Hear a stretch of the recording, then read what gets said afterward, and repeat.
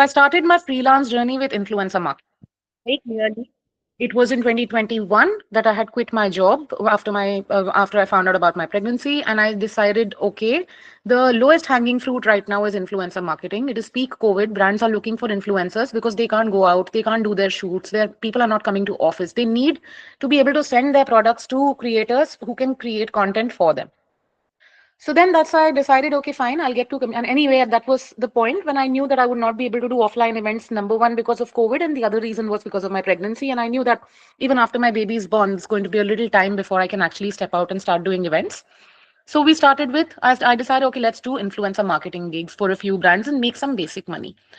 Suddenly, out of nowhere, I realized I had come to about 2 to 2.5 lakhs a month out of just doing these influencer marketing gigs. I ended up working with over 30 brands. I ended up working with over 2,500 influencers. We got acquainted with almost all prominent brands in the spaces of women, kids, and pets. So I've given you the example of Mackley, I've given you the example of Windmill, I've given you the example of Mom and Paw, Benny's Bowl, Pet Fed we have worked with. There is also your women's brands, is, for example, your Pilgrim, etc. We ended up working with all of these guys and very efficiently. However, after a point, I realized this is a terrible job. This is tedious and hopeless. So, why did that happen? Now, let me explain this. The influencer marketing space in India is very, very chaotic right now. People are buying followers left, right, and center. Content quality is going down each day, and every second person is a self proclaimed influencer. Let me explain how this happened. When COVID hit, brands desperately wanted content creators to create content for them. At the same time, multiple people were facing a severe job scare, right? And a lot of people were fired. A lot of people started working from home, because of which they had a lot of free time. And everyone started wondering, what do we do to make sure, your jobs are never reliable? You never know when what happens where you'll get fired from your company. So then people said, okay, we have to find an alternate means of money, of earning, which is why the easiest thing for them to do was, let's start a page on Instagram, become an influencer. Out of nowhere, brands' demands for influencer skyrocketed. The number of influencers in the market skyrocketed. And because of all of this, what also skyrocketed was the number of agencies and individual contributors who came and said, we will do influencer marketing, because they saw that yeah, we can get there's a lot of scope right now. But this was a very, very brief period, because within 3 months, this peak happened. The market got flooded with all of these fake influencers. Brands started to realize that, oh my God, this is not cool. These influencers have no, their communities are fake. And there is no reach that I'm generating from this. There is no visibility I'm generating with this. Right. And influencer marketing agencies, then what they started doing is they started working at very, very dirt prices. Like, we'll work with 25 influencers and we'll get you 25 influencers, you give us 10,000, right? So random, and the amount of effort that goes into influencer marketing is insane, because you have to have someone talk to those 10 people, you have to have someone follow up with those 10 people for all of that content to come out. The brand will come back with changes at this content, I want this change, I want that to change, etc., etc. It was just all over the place. So whatever had started for me and looked so nice and starry, put me in a rut situation where I felt like, what am I doing here? Is this even what I have worked so hard for all of these years? Luckily, I also had community under my belt. And I knew that it's just about getting to that one point where I know I can go back on ground when I'll be able to solve this. While I had it in my head, those 1.5, 2 years were terrible. So because we did not have an option, and we obviously had to work with brands on influencer marketing. So here's what brands would expect. They would expect professional photo shoots against zero payment. After a point when brands realized that these influencers do not have a follower range that is authentic, they'd been bitten too many times to believe that influencers can get them any visibility. So they said, okay, if they are content creators, let them make star quality content. So I want a professional photo shoot from this influencer. Now this influencer, you're paying the agency what, maybe 2,000 rupees per creator. But if you want the kind of photo shoot expectation that they had was literally the kind of photo shoot that you do for 40,000, 50,000, right? which is not a possibility for creators. They are supposed to attempt, ideally, be authentic content creators, not flashy content creators. The second is service fee is considered as the money paid to the creator, meaning they would come to us and they would say, I want 50 influencers at 50,000. Now you figure it out. You want to bring those influencers for free? Up to you. You want to pay them money? Up to you. How much you want to pay? Up to you. The point is, your service fee doesn't matter. We are considering that this is the payment we're making against influencers. And our service, like I said, was that we had to have a team for 50 influencers to give you 50 content pieces in 1 month. You have to have a person, first and foremost, call up those 50 people. Then you have to have someone conceptualize that concept and give it to them. Then you have to have someone following up with them to make sure the deliverables come in timely, which is an insane amount of work. And even if we would pay, let's say, 500 for against 25,000, a team of three people working day in, day out. So I felt like, how is this ever going to be scalable? So next is brands got multiple changes made to content, and it takes away from our relationship with our creators. Got a creator on trust, and I've told him that, yeah, we'll not pay you for this, but we will get to, but we're giving you products. That person will be like, okay, I know you for very long, I'll do this for you. He's going to create content and the brand will be like, यहाँ पर मुझे ये colour पसंद नहीं आ रहा है, इसके photo में, इसके वीडियो के अंदर लाइटिंग का इशू है, lighting is not very good. This influencer, I don't like what she's wearing, can she change her clothes and do this again? This is the you would get. So creators weren't trusted for content at all. It was entirely in the brand's hands, and that would basically get us in a situation where we are making multiple changes to that content, and then the influencer is not working with us again. They're like, yeah, I do something with you for faith on faith, but now because of all of these changes and that you've made my life so miserable, I wouldn't want to work with you guys again. So, which is the opposite of what my core skill was, which is communities. Brands hold payments against the simplest reasons, against a pending story, for example. Now, there was this one brand that I worked with, then was Orica, and they made medicinal products with cannabis. Now, already, because it was cannabis, while it was not illegal and they are medicinal products, and cannabis is used for medicinal purposes, it was still very difficult for us to find creators who would use the product to talk about it, because everyone's afraid of talking about cannabis, obviously. However, we still took this up as a challenge. We brought 10 influencers, we got them to work for us. Now, there was this one creator. The deliverables against each creator was very simple: one reel and 4 stories. There's this one creator who did a total of 7 stories. Okay. Now, this brand comes back and tells me, no, these are not 7 stories. These are 3 stories, because the last 4 stories are one video where she's reviewing the product. So this is technically will be counted as one story, which is the stupidest thing I've heard in my life, because that is how, and this was in fact a very cool thing that she had done. She'd actually gone out and done a proper video put out on her stories.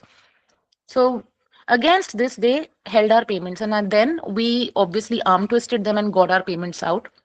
But we never worked with them again. The point is, arm twisting people who are unethical and who are trying to act smart with us with when it comes to money has never been a challenge for me.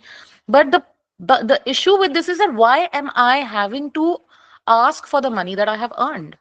That's only and only because everybody else, the influencers in the market and the other agencies in the market, have set such poor standards in that one wave of COVID when the world went mad, that there is no way how do I change the story? Like, why, what is my USP after so many years working in this field? I have these random people with 1 year of experience who've been fired during COVID, who've decided, okay, hum influencer marketing kar lete hain, right? So, pertaining to all of this back and forth with brands, communities were impossible to build. People work with us once and then never work with us again. We use creators as content generators rather than loyalty builders and word of mouth generators, which used to be the case before when influencers were genuine. Now, the brand was just for people to create content, also not UGC, your professional shoots for them. Now, people spread a negative word of mouth, obviously, when this is the vision that you have with them. And then I said, enough is enough, and I have to get back on track, and I have to do something that's going to make us stand out. And that the only way to do that was go back to combining community events, experiences, and concepts. So we decided this is the Mother Summit. The image that you see is of Mother Summit. The Mother Summit was the first event I did in the month of June. We actually kickstarted events again in June. My daughter had just turned 1.5 years old. I'd just been waiting for that moment, and I said, okay, fine, now's the time. I can actually rely on other people to handle her while I'm away, and I'm going on battle. It was literally that now we were not talking to a brand and telling them that we are an influencer marketing agency and we will get you influencers, not at all. We would even say we are a community experiences platform. We have a very solid community and we are masters of concept and community. We have this one property called the Mother Summit, where we bring 35 to 40 mothers together and we introduce them to the coolest brands in the space of parents and children or women. We just, and I went ham on brands. And you wouldn't be, I myself wasn't able to believe that the kind of brands that I landed for this were the likes of Raw Pressery, Wingreen's World, Wingreen's Farm, Nua, Scheffling, and Pilgrim. Insanity. I mean, it was just unbelievable to me that, okay, so the power of a concept and a community is if you go and tell people that you have something that nobody else has, they will then work with you, right? And this was our biggest tool. This was our armor, that this is what we're going to take into battle now, and we are going to stand out. Excuse me, guys. Now, why did these partners come on board? The reason is when you do regular influencer marketing and you send people products, everyone knows that this person's been either paid or been given some free products to do a video. Here, the brand is saying, I want genuine my TG to try my products out. There is nothing unauthentic about it. And the women who are posting also are saying Raw Pressery did the mocktail making session. Nua came for a session on how to talk to your children about menstrual cycles. Pilgrim came on board to talk about their lipsticks, lip colors, and we loved it. We actually tried it right there and we loved it. So there is nothing that can be more authentic. The second is one big problem that we were facing is content quality. Right? When we are doing shooting at an influencer's house, you don't know what dingy corner they will shoot in, an influencer or creator or whoever. They might not use the best props, the best looking place, but we are here doing it at a restaurant, which has the most amazing lighting, the most beautiful decor. So content automatically shines through, right? So authentic content, authentic word of mouth, real feedback, real time sampling, and content blast within one day. If there are 40 women that are trying your product out in a single day, each woman is posting a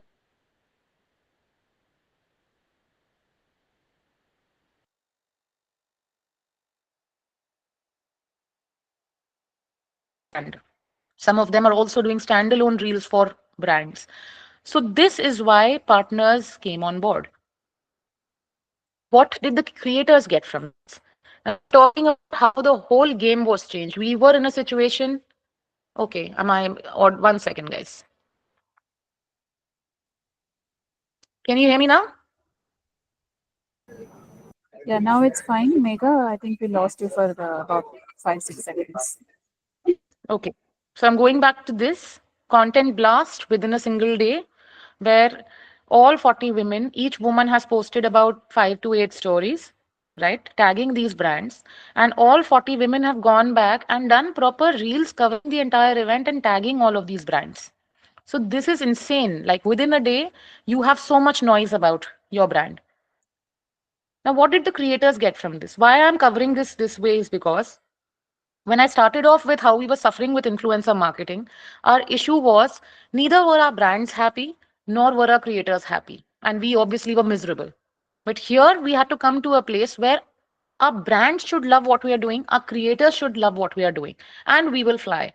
So, what creators got from this is that this was a real great day of experiences where they met like minded people.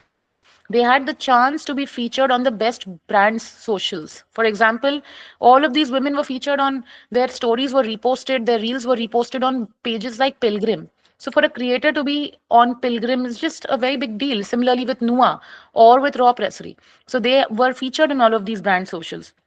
This was an opportunity for them to be in an exclusive community, whereas otherwise influencers are treated like हाँ इस event में आ जाओ उस event में आ जाओ. Nobody creates a community of them that you are in this community because we like what you do, we like your content. everybody's like आपके followers कम है, हम किसी और को के साथ काम कर लेते हैं, right? So this was an exclusive community where they felt special, that I was chosen to be on this community, I was chosen to be given this platform.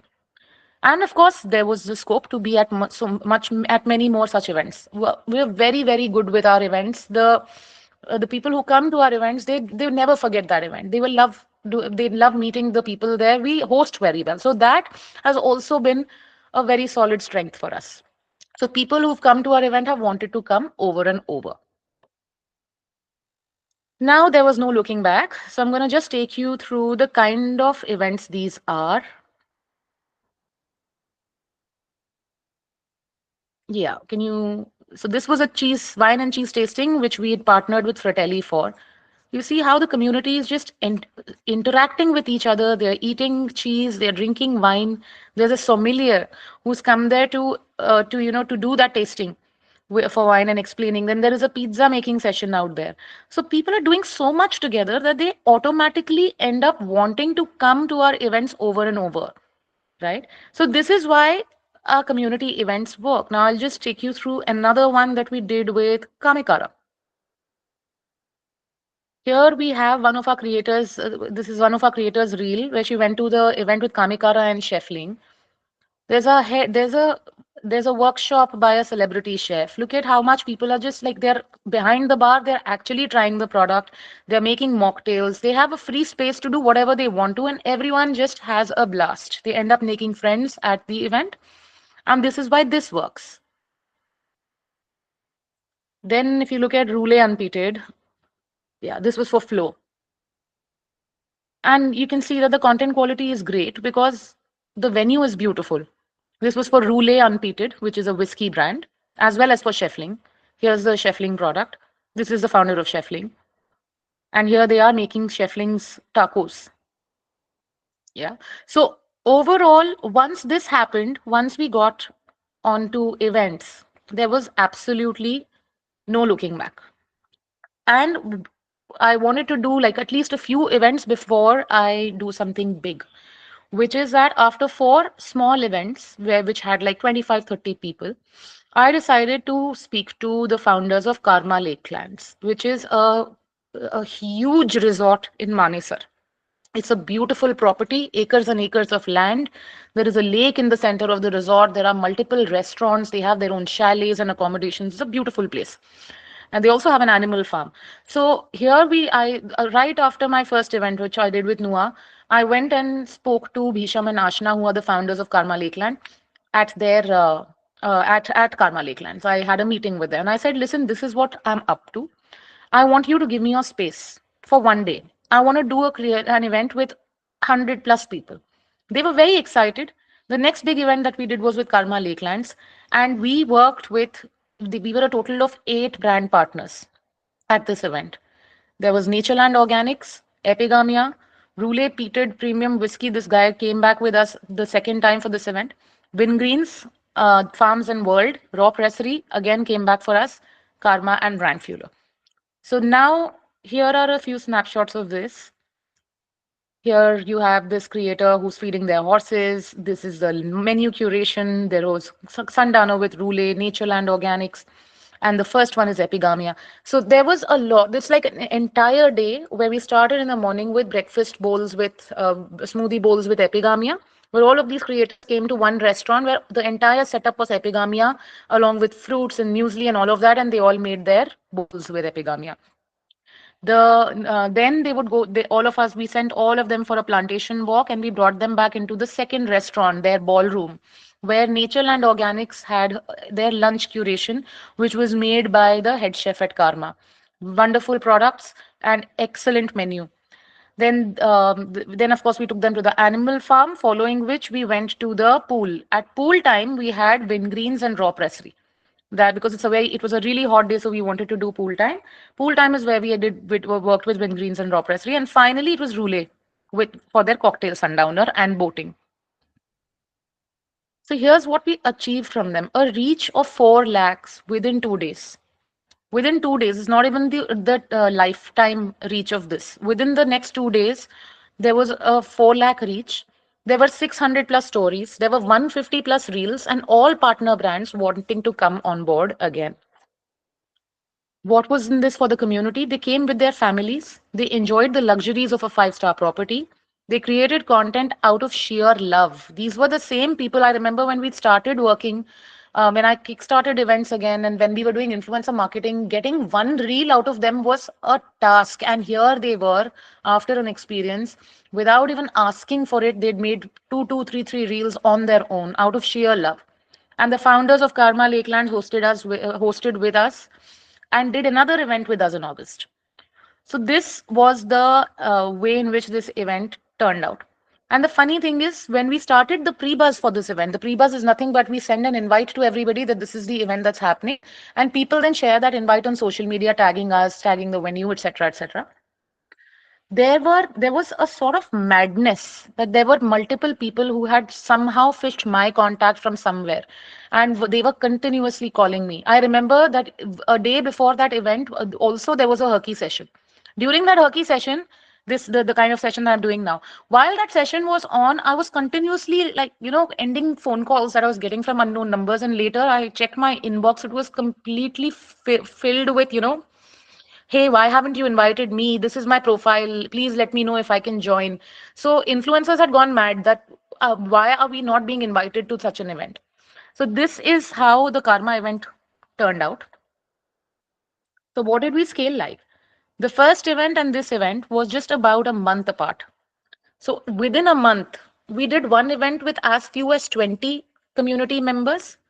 And the first week of July, we made it to 100 plus community members. So how did this happen? First and foremost, we solidified our footing with events in the first event. So I was also getting back with events after 4 years. I wanted to make sure that I'm still out there, still got it. So the first three events I did were very small with 25, 30 people. I'm getting my, understanding my footing, and learning my what my failures can be, all of that. And I know in 4 years, even the way your venues and all function may have changed, especially we also had major waves of COVID.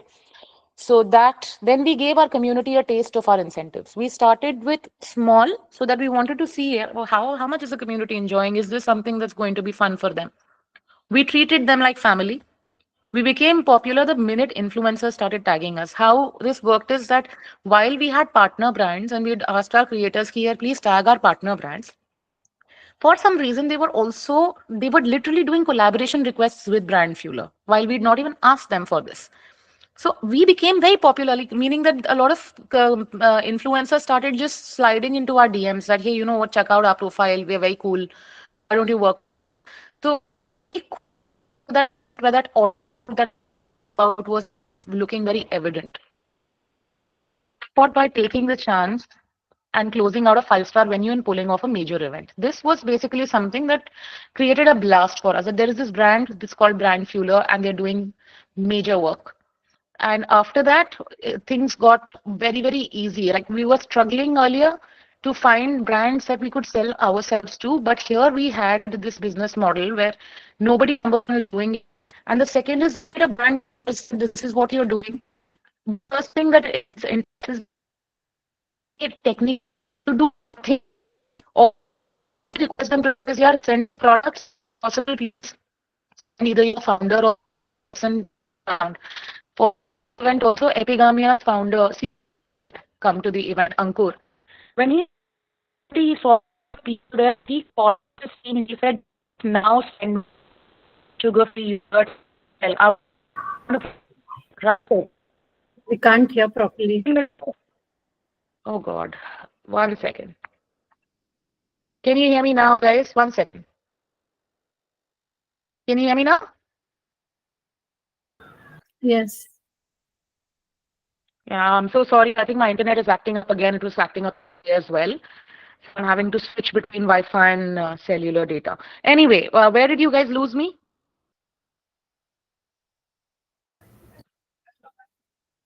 20-30 seconds.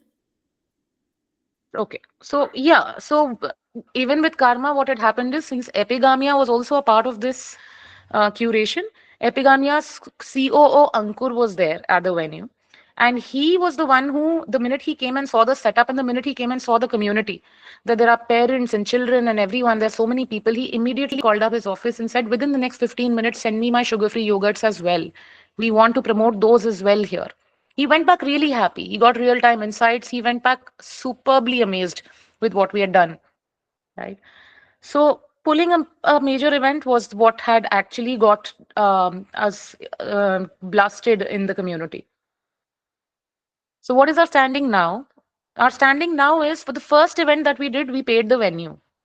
But for the next event we are doing, the venue is paying us. Now, even venues who had completely lost their faith on influencers, no venue was looking for, come to my venue, review my food, none of that. They are willing to pay us right now that you come to my venue and I will pay you because I've seen the kind of promotion you can do. We have a community that went from not wanting to do a single unpaid reel to doing 3 reels per event. We have worked with 22 brands within 1 month. So this is the month of June. June, July ke beech mein we worked with 22 brands. By now, we're sitting at easily about a 50, 55 brands that we have worked with. In the next quarter, we'll be amping our community 3 times and doing 16 events each month and raking a minimum of 2.5 lakhs from each event. This plan was the old plan. This has changed now. Now our agenda is that we will be amping our community, yes, but we won't be amping our community 3 times. We will amp our community to maybe one-fourth more. We don't want to go blast out on numbers. Neither are we're going to do 16 events each month. Now we're going to take it slow and easy, where we'll do at least 4 events each month. The 2.5 lakhs from each event, that number we have already reached. Now we're doing standalone events and we are being paid that much, but we are not going to rush into anything. We're going to take it really, really slow and keep building momentum upon whatever we've managed to do so far. But was this easy? Obviously, that's a very big no. This took us extreme caution in ensuring our community comes first. You'll have to understand that brands are used to not respecting influencers, right? So we had to put our foot very firmly on the ground and say, our creators, we trust. You cannot interfere with their content. And that your takeaway from this, your main deliverable from this is that on ground activation that we are doing, as well as the photo team that is mine, that is going to cover this activation. And all of that documentation will be given to you to utilize in ads, wherever you want to use. So you will not have any control. Nobody can misbehave with our creators. This required us to ensure we keep all information clear and make sure we get our community not only to tag our partner brands but also us. So when we did the first event, we realized all community members are tagging us. We decided we'll add this to their guidelines. You make sure that you tag brand fuel, right? So that we get more and more visibility.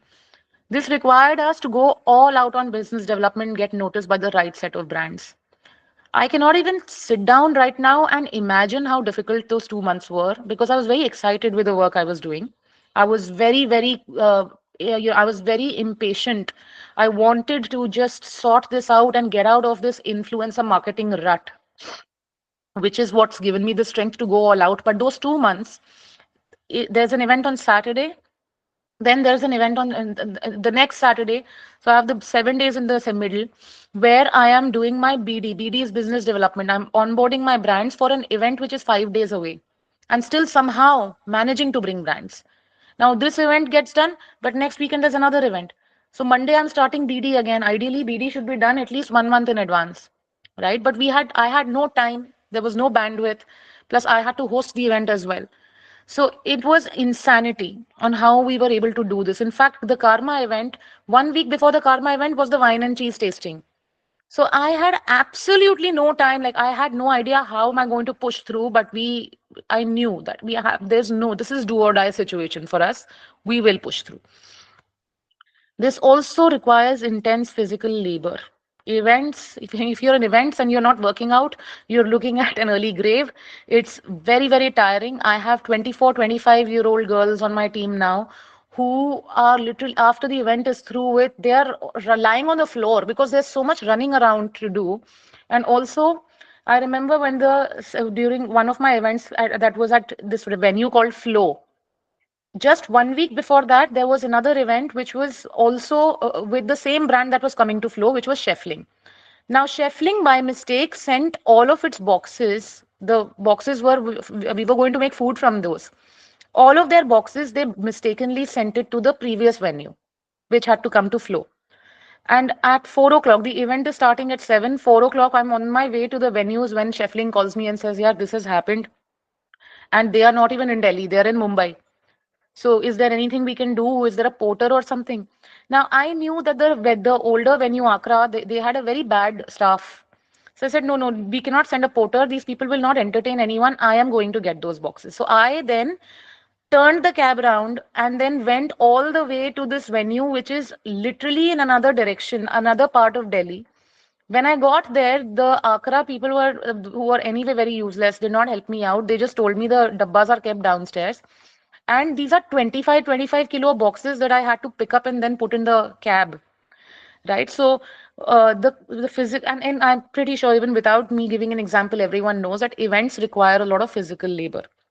So that was also a very challenging thing.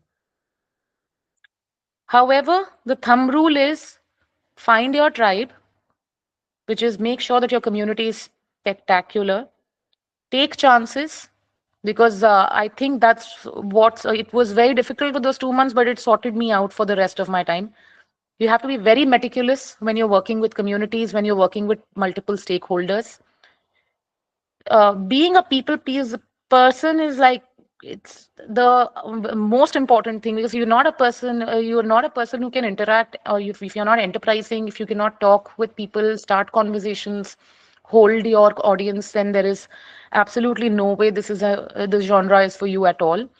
Lead with clarity, because again, it's a very chaotic world, so you have to lead with a lot of clarity. And the last one is, do not be afraid of last minute hassles. You're not a community builder unless you can take a challenge and turn it around. This I have learned. I used to get very anxious, initially whenever there is an event and I suddenly get to know कि अरे alcohol नहीं पहुंची है अभी तक, and I'm like, oh my God, अब क्या करेंगे? But over time I've realized that now it doesn't give me any anxiety. Now I'm like, oh yeah, yeah, we'll figure it out. No, no, no worries. No matter how big or small that problem may be. Now we are like, we'll figure it out यार. Like देखते हैं, कुछ नहीं होता, events में है, ये होगा. Okay, and that's the end of this. Please, guys, shoot questions. There's a lot that we've discussed in these 3 sessions. Anybody can go.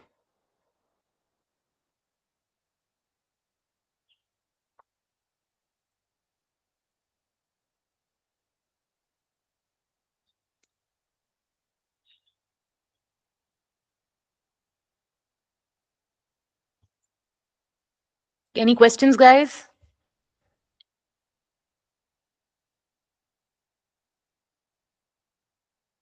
You could even say no. This lot is very silent, I've noticed.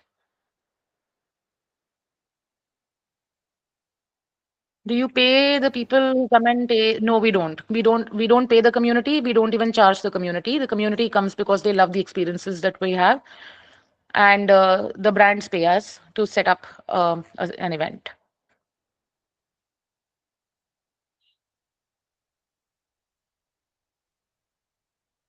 Not even about the reviews. They're not. How long will it take to build a strong community? Um, okay, to answer the first question, no, we do not like to base anything on monetary payment. What we do is that we have now picked up a few of our community members and have made them VIP brand fuelers. What that means is we love the content that they curate. So anyway, we are paying our designers to make reels and all. Now our VIP brand fuelers are the ones who make our reels, the reels that we use on our pages, and we pay them. So there are other modules of payment that we do, but we don't pay people for attending our events. That's not what we want to do. We do want our community to earn through us later.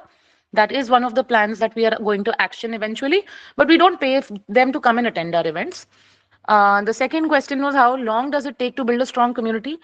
It is not uh, building a strong community is a function, or you can literally build a strong community in a month. Okay, but the point is that community can only be strong if your incentive is strong. Otherwise, they're all in the air. So what you need to first figure out is your purpose of the community. What is your purpose? What do you want to gain from the community? And second is, how will you incentivize them so that they stick around? If you have a strong incentive, Then your community, I just mentioned, right? We went from 20 to 100 within 1 month because our incentive was very solid. We curated experiences. So when you need to first understand what your incentive will be, and then it is very easy to build a strong community. Otherwise, you will struggle all of your life and you will not be able to build a strong community.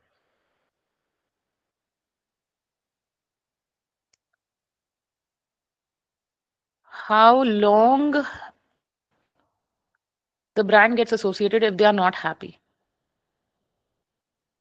I'm sorry, I didn't understand this. Do you want to do you want to ask me that question? Unmute yourself.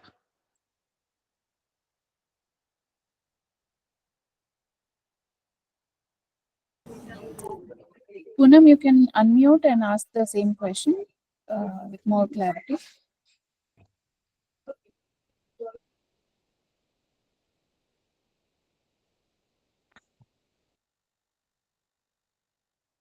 Let me just understand what this question is. Give me a second.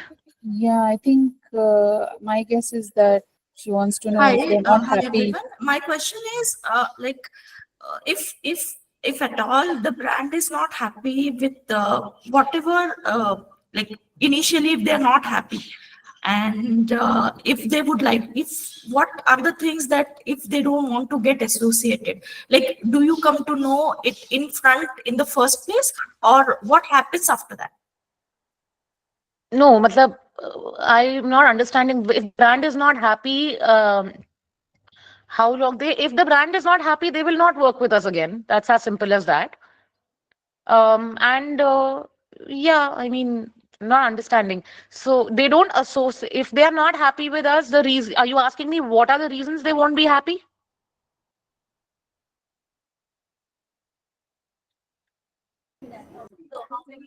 I guess, Poonam, do you want to know what are the consequences if they are not happy with the work you're doing? Is that what you mean? Yes, like if they're not happy, how do you come to know? Or if they don't want to get associated, how do you come to know? If the brand is not happy, first and foremost, there is no brand that will not communicate this very clearly. If they're not happy, they will make it very evident that they did not like the work that we've done because there is money involved here, right? And the consequences, we are very clear. If the brand does not like the work we've done, we don't charge them. It's as simple as that. That we tell them that, okay, if you're not happy, no worries, we'll not charge you for this one. You do the next one with us, and then you pay us for that one. We'll make sure that whatever your problems are with this one, we'll solve this for the next event.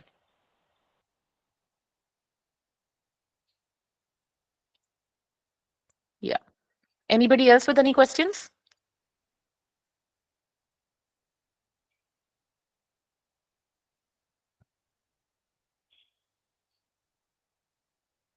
No, I think we are through. No more questions here. Okay. Uh, Hi, Megha. Hello. Hi, able to hear me? Yes, I am. Please tell me. Okay. I don't have question right now on whatever you have presented. You have presented very well. It's very clear. You have already told us what not to do, what to do. But I Hmm. am still in the initial process, thinking about what to do on how to build a community. First, what should be the idea on building the community upon, right? Similar to Hmm. that, I was trying to apply for an application for the UNESCO World Heritage Scholarship. They have given Hmm. us a project which is very similar, wherein there is a site in Sweden, which is sort of a farmhouse built in early 1800s by the farmers, and they have done hand paintings on the all the walls and stuff. So they want to Hmm. promote that, and they want to know how can we link that site with any of the other listed UNESCO World Heritage site. So my Hmm. idea was to connect them with Jaipur, because in Hmm. Jaipur we also have lots of murals, hand paintings in the streets, on the step walls, outside the houses, right? So Hmm. my idea was to connect this Sweden's heritage site to our Jaipur, and then present them with the project, mentioning that we can create some snow globes, which will have those farmhouses pictures or a miniature kind of thing. Uh, Hmm. also selling like some Jaipur murals into those snow globes, create cards, pop-up cards, something like that. So I wanted to understand if I can link this idea to a community, because they want to Yes, monetize you on it. Like, can. how will you reach it out to others? How will Hmm. they get exposure? So this is kind of a marketing community setup only, right? I mean, I can relate this to that and present my I idea to have them. like a clear plan for this already because this is, I basically have done my master's in design research from NIFT, of which one Oh, big, very important. Yes, so okay. this is what we were doing there, that we were going to, we were basically reviving old crafts. We were going to Aurangabad. We worked on that Mm-hmm. Himru craft. And then, yeah, so this is what we do. But here, what you can do is, because I Mm-hmm. have already studied in this field, there are Okay. multiple experts in this area already. For example, Professor Sharmila Dua, who's the director of NIFT Mumbai right now, Okay. right? She is an expert in this area. There are Okay. multiple such people whom should be your community. And what you can do is get this Mm-hmm. into the syllabus of Okay. colleges that are working in similar areas, like NIFT is doing this already. There are multiple Okay. NIDs doing this already. And these Okay. people can become the spokes for your project because they Oh. are very well known and very established in these areas. They know the ins and outs of craft, art, culture, history, right? Oh. So a Okay. community should be of historians and experts in these areas, and they should Mm-hmm. multiple things you can do. Get these into craft books. Let students make dissertations on this, right? Because they Okay. do a fabulous job. There are people of NIFT and NIFT, etc., are the ones who who go out and do Sabyasachi, for example, he learned a craft, Mm-hmm. an unknown craft in college, and that's what he revived and brought into his clothing, Right. right? So there are multiple things of this nature that can be done. Oh, okay. Okay. Can I have your email ID where I can send you a small template and you can give me feedback? Is it okay? Will it be Yeah, okay? or what you could do is just connect with me on LinkedIn. I'll share it there with you. I have already sent you a request like on the first day. Okay, I think I've accepted it also then. Okay. Drop me a And message. I'll reply on that sure, sure. on I'll do LinkedIn. that. Okay. Yeah, that's it. Thank you. You're most welcome. Anyone else with any questions, guys?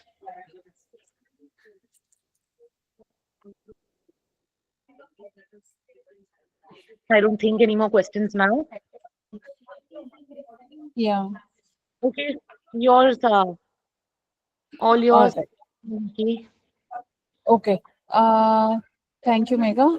Another great session. A lot of information and things that to think through, I guess, for the cohort. Thank you so much. You can drop off, I guess.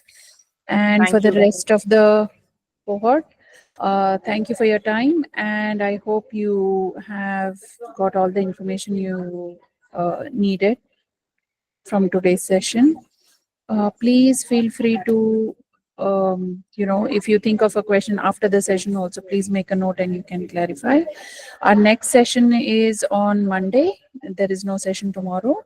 So we will see you on Monday and hope to, continue the association. Thank you so much. Thank you.